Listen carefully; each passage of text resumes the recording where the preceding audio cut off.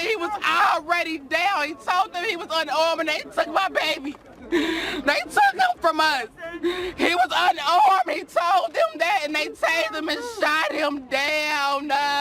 Ain't no justice for that. Ain't none. He was 21. He was in the Air Force to be a cop. It just occurred yesterday. 2, there was indeed a weapon. We know that weapon was... All right, let me ask you this. If you want me to give you the information I have, then I'm giving that to you. They don't care about they don't care about no truth, facts right? Or anything. They just don't care. Black people are a mess.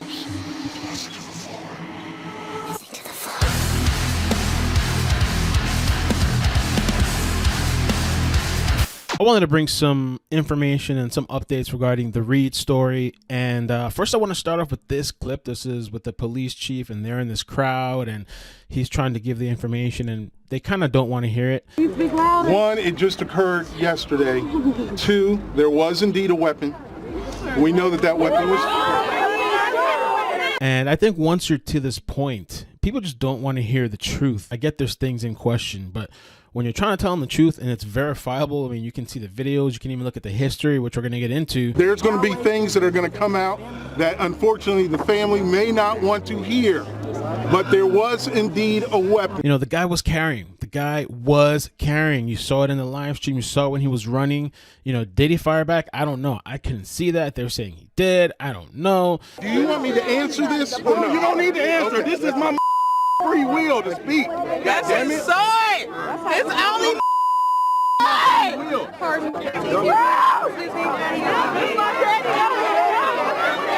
If you haven't seen the previous video that I did, make sure you check it out because I show some of the clips and proof that he was carrying. It's right there on camera. But some of the people were commenting saying that, well, what does it matter if he was, and what does it matter this and that, or oh, is he not allowed to? Well, the reason we have to talk about it and to address it is because people were saying that he wasn't carrying. He was unarmed. He told them that. But that's just not the truth.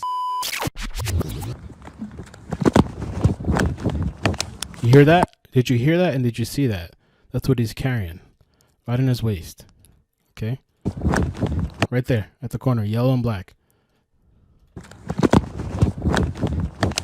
So this is what he had in his waistband. You can see here the yellow and black, which would be his weapon. Another picture, yellow and black, and his hip waist, like in his little, you know, his shorts. It's also possible that this might have been that weapon in the scene here. And some people were telling me this earlier. Well, let me show you this video that somebody sent me, and I'll let you be the judge. Okay, before I play it, let me just show you a still of it. Right there. What color is that? With the extended yellow and black, right? Yellow and black. Let me play it for you. Yellow and black. And then maybe you're going to be like, and maybe there's some people thinking, oh, well, maybe that's just somebody else and it's not his. Well, if you go to his Facebook on Sean Reed, it's right there. The video clips that I'm showing you are from after the incident. I don't know. I think it's a couple of days. And by the way, this is new. The family lawyer acknowledges that Reed may have had a firearm, but she also states that he had a legal concealed carry permit. Don't forget to hit the subscribe button. And when you do, check the bell for all notifications. By default, it's personalized. Consider joining channel membership, which helps me cover controversial topics and the demonetization revenue loss from that. And lastly, don't forget I have a Facebook page. Go support there too. I'd appreciate it. There's one point in the crowd where this lady goes, he's dead wrong whether he shot the weapon or not. He still shot him too many times. Dead wrong no matter if he shot that weapon or not. He still shot him too many times. So will he get to keep his job? So in this part I'm a little confused. I think she's referring to Reed. If Reed shot his weapon or not, because that's in question. They're saying that there's evidence that there is. That's in question. And she's saying even if he did, the cop was still wrong. And I'll put that question to you guys because, I mean, I would think if this was the case and if you really are shooting at a cop that you're probably going to get shot back at. I'm not sure if there's a limitation or something or what's reasonable. They were arguing in that clip for the cop to be fired. Does he have his job? Does he get to keep his job? You know, should somebody lose their job without an investigation fully being done? I think he's on leave, but with pay. If Sean was shot that many times without him firing back after being tased, then yeah, that's a probably a big deal to talk about and an issue to address, but we don't know, and hopefully the witnesses will have video or more information about this. Investigators say that he pulled the gun allegedly on the officer. They state that the officer first used his taser, but it's unclear if it worked. And I think this is going to be a huge deal on this case, whether the taser worked or not and what he did, and did Sean actually fire back. And there was a lot of shots that could be heard on that live stream. All right, let me ask you this. If you want me to give you the information I have, then I'm giving that to you.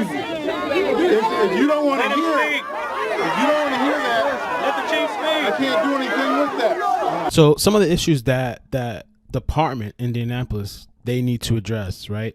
One of the big things is that they don't have body cams, all right? It's 2020, right? How can you not have body cameras on those officers? Number one, we don't have body cameras. We've gone through, so we did a pilot program with body cameras. We're hoping to purchase those, but that has to go through a procedure. So while we do know that he was armed, according to everything I've seen, a big question is in the method he was tased. They tased him and shot my little brother.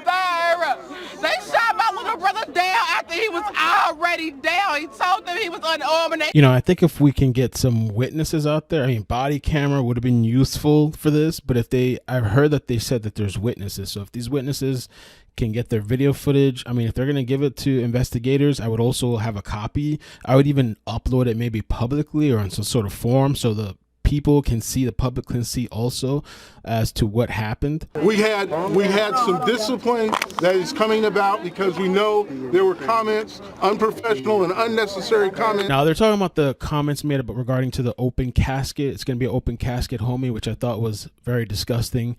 And well, the family asked, or the father actually asked, he goes, well, what kind of discipline, what kind of discipline are you actually planning on doing? But something like that made. Discipline usually a comment made like that is a premeditated.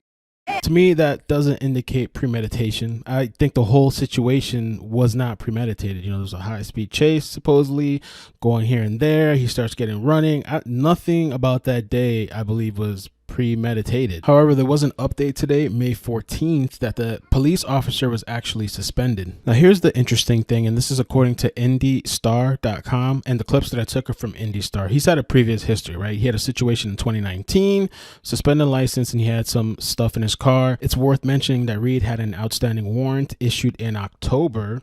A public defender listed the case but did not respond to the request for comment, and it was, I believe, for a probable cause affidavit where an officer, Cameron Taylor, saw a Honda with Texas license plates and it was reported stolen. On his social media, he said that he lived in Texas. Taylor activated his emergency lights, prompting the driver to stop the Honda at the intersection. Taylor ordered Reed out of the car. Reed got out, and the affidavit said he turned and faced Taylor. His hands were down at his waist while holding the phone, yelling at officers. He was told to get down, and they said here, like the May 6th incident, that apparently he was on Facebook live streaming again. He was using his cell phone to record the incident. He was handcuffed without further incident. There was a passenger that was with him at the time and he was taken into custody. IndyStar tried to reach out to him. They couldn't find him. They supposedly searched his car and they find his stuff, prescription stuff, clothing, shoes, trash bag, personal documents, bank account information. And let me stop it right here. They supposedly said that they found a journal. And in the bag, there was a journal with 3 things listed as obstacles. And it says here, poverty and mental illness. It states here when Reed was asked about the Honda that he said he rented it from a friend. When he was asked about the journal, it was written down by the officer that he didn't have an answer. It says here, as Taylor went to get more information on the vehicle, that supposedly Reed began yelling and became irate. Police eventually confirmed that the vehicle was stolen, but Reed was not listed as a suspect. I'm not sure what that means.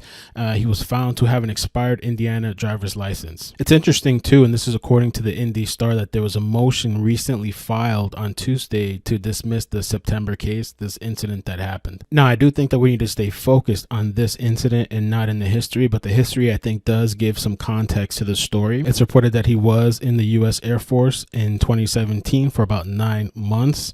He wanted to go back to school, and he said that he entered into active duty February 28, 2017, and that was separated On November 22, 2017, the Air Force declined to provide information as to the details of that. Everywhere that I've seen where he's described as a funny young guy, energetic. He's a protector, provider. He's a young guy, 21 years old. You know, not that I excuse that behavior, but, you know, everybody's had their moments in life. I had my crazy times. 2010, craziest year of my life. My dad passed away and I just went nuts, you know, and so I think it's really important just to look at, you know, the facts of this, but also investigate. And if there's witnesses, bring those videos forward. But he was like, you know, living kind of wild a little bit, you know, but he's not like, I don't perceive him as like this evil person, but he was turning up, you know, and maybe he had this thing with like Facebook Live. You know, I'm going to see if I can maybe find the other live stream. They probably took it down, but I'll see if I can find the other incident 2019 where these run in with the police. And you can see the video. If you see the video with the recent video, you know, he didn't want to stop. He knew that he already had his history. He knew how it can affect him. He knew what he had on him. You know, you can watch the video. So it's really unfortunate. What I'm really wondering, and I wish there was body cam. Like, this is ridiculous that they don't have body cameras. They'd be funding all kinds of other things. How can these police not have body cams? What I really want to know is the sequence of the tasing, the shooting, and did Sean shoot back as they're saying? And, you know, how many shots? What is the exchange? You know, I want to see all that. And they should, I believe, have some sort of independent outside investigation to look at the ballistics. I mean, not even just for the family, but the police station or whatever. If they want to clear themselves too, maybe they should have an outside, independent, unbiased force take a look at the evidence.